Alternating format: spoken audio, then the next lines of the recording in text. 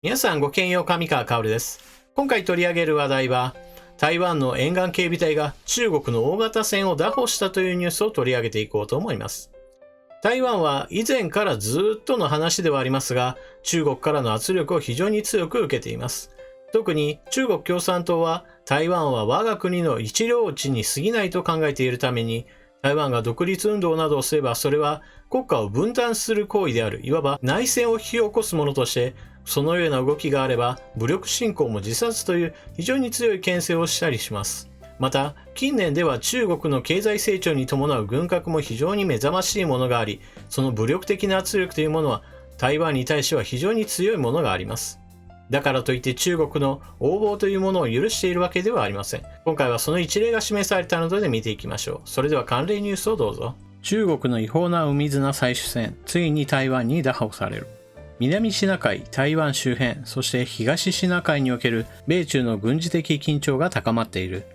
アメリカ海軍も定例業務化してしまった南シナ海での FONOP、航海航行自由原則維持のための作戦に加えて、軍艦の台湾海峡通行など、中国に対する軍事的牽制姿勢をより強化している。天安門事件発生日と同じ6月4日には、先月に引き続いてアメリカ太平洋艦隊所属のミサイル駆逐艦ラッセルが台湾海峡を通行し、香港国家安全法制定に対する抗議、それに台湾に手を出すなという意思表示を行った。そしてラッセルが台湾海峡を通過している頃、台湾海峡南部の台湾船体では、台湾沿岸警備隊巡視船が中国春節船を拿捕して乗組員を高尾に連行するという事件が発生した。違法な海綱採取、環境破壊も深刻。トランプ政権による台湾支持の動きの強化に伴って、台湾海峡では台湾、中国、アメリカの間での軍事的緊張が加速度的に高まっている。さらに、台湾では台湾の排他的経済水域内に位置する台湾船体での中国春節船による違法な海綱採取も問題となっていた。中国本土沿岸域では海綱の採取が禁止されている。そのため、大型27,000トン以上の海綱運搬船を伴った中国春節船が広大な船海域である台湾船体で海綱採取作業を違法に実施している。中国春節船が出没している海域は台湾と中国の中間線の台湾側であり、台湾の排他的経済水域内である。したがって、台湾政府の許可がなければ、何人といえども海綱採取に関わらず、いかなる経済活動も実施することはできない。しかし中国船は、これまで数年間にわたって、毎日10万トンにも上る海綱を採取し続けていると言われている。海綱を違法に採取しているだけではない。中国海綱採取船団は漁業資源の破壊という問題も引き起こしている。台湾船体は古来より宝庫諸島の漁民にとって豊富な漁場となっており、とりわけ宝庫イカとサワラの主要な産卵地、そして生息地となっている。そのように台湾漁民にとって貴重な漁業資源が中国春節船による大量の海綱採取作業によって大きな被害を受けているのだ。このような状況が続くと、漁業資源が枯渇するだけでなく、台湾船体の自然環境も壊滅的状態に陥ってしまうと、中華民国自然生態保育協会では危惧している。台湾船体の漁業資源と自然環境は中国によって荒らされ放題な上、危機的状況に陥りつつあった。そこで2019年より、台湾沿岸警備隊が中国採取船団に対する本格的な取り締まりを開始した。だが、中国側は盗掘の機会を狙って採取船団を送り込み、あるいは船名の隠蔽や改ざんを行って海綱採取を続けており、台湾当局により取り締まりは難航している。反撃に出た台湾。先週6月4日、2隻の海軍フリゲートとともに台湾船体海域に出動した台湾沿岸警備隊の巡視船高尾3000トンと巡視艇宝庫は違法操業中の中国大型春節船7539トンを拿捕し、中国船の船長以下乗組員10名を高尾の港に連行した。今後も台湾側による中国海綱採取船団の取り締まりは強化されるものと思われる。自然環境破壊や漁業資源の保護はもちろんのこと、なんといっても自国の排他的経済水域内での中国側の違法行為に目を背け続けることは台湾の主権を自ら軽んずることを意味するからだ。台湾海峡を挟んで2000発以上の各種弾道ミサイルと数千発の各種巡航ミサイルを撃ち込む能力を保持した中国軍と常時対峙している台湾は、アメリカによる軍事的支援を少しは期待できるとは言うものの、可能な限り自らの力で自らの主権を守り抜こうとする努力を続けている。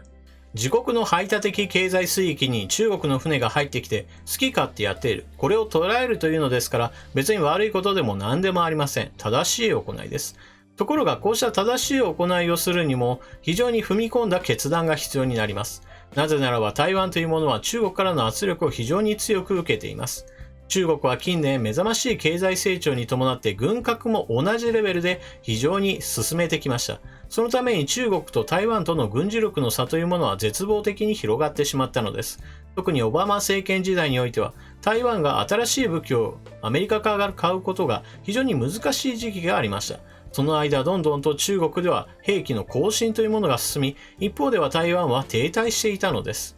また中国が経済成長をするに伴って台湾のビジネス界も中国大陸へと進出し、そして中国共産党との結びつきを強めました。これにより台湾というものは親中派の人たちもそれなりの勢力を保っている状態です。ですから台湾というものは外からは圧力を受けるし、内側にも親中派の人たちがいるという非常に難しい情勢にあるのです。ただ近年ではこの情勢に少し変化があります。まず第一にアメリカにおいてはトランプ大統領に変わりました。これにより台湾はアメリカから兵器を買うことが可能になりました。去年台湾はアメリカから戦闘機や戦車の購入についての道が開けました。その動きは今年も続いており、大型魚雷なども買えるようになり、台湾の兵器更新がようやく進むようになりました。また香港デモも台湾にとっては基本的には味方になっています。香港デモが起こることによって中国大陸における中国共産党の圧力というものが多くの人々にとって脅威であるということは台湾の人々も注目するようになりました。これにより台湾総統選においては親中派の勢力がある程度抑えられ、蔡英文総統が再選し、そして蔡英文総統は新型コロナウイルス対策というものもうまくこなすことによって今は親中派勢力を抑えつけて、そして国内における支持率も非常に高い状態になっています。蔡英文総統は国内の支持力を結束し、それによって台湾の独立状態というものを保とうと、これからも力を尽くすでしょう。このように台湾は中国の圧力等を受けていたとしても、屈服しない意思を示しているわけですが、一方日本はどうでしょうか。残念ながら日本にはこのような台湾のような気概を見せる場面というものが非常に少ないことがあります。特に尖閣諸島周辺における日本の対応というものを見ていれば、全く不甲斐ないとしか言いようがありません。今回台湾が拿捕したのは排他的経済水域ですが、尖閣諸島における中国の船の動きというものは排他的経済水域ではありません。排他的経済水域よりももっと近い接続海域に常に中国海警局の武装船が待機している状態で、そこからさらに領海侵犯を行うことも何度となく続いているのです。これらの船を拿捕するというのは現実的には非常に難しいものがあります。中国海警局の船は準軍事組織であり、そのため武装もしています。ですから拿捕するというのは現実的には紛争に発展する危険性があり、そうは簡単に手は出せません。ではどうすればいいかというと、まず第一に尖閣諸島に施設を建て、そして人員を配置する。まずこれが第一歩です。このように、この場所は我が国の領土ですよということをまず明確にしなければなりません。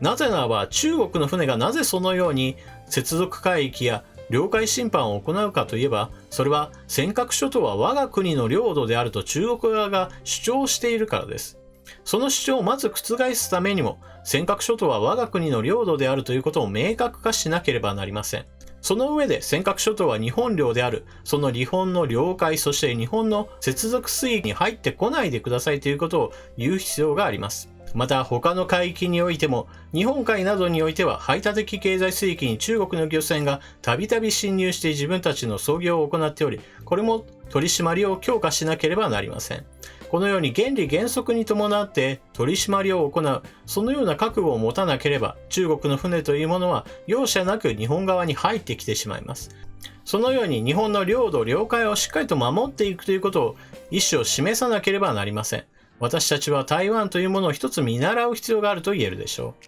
皆さんはこのニュースについてどのようなことを考えられたでしょうか。ぜひともコメントをしていってください。それでは動画を最後までご視聴いただきありがとうございました。チャンネル登録していない方はぜひともチャンネル登録していってください。それでは次の動画でまたお目にかかりましょう。またね。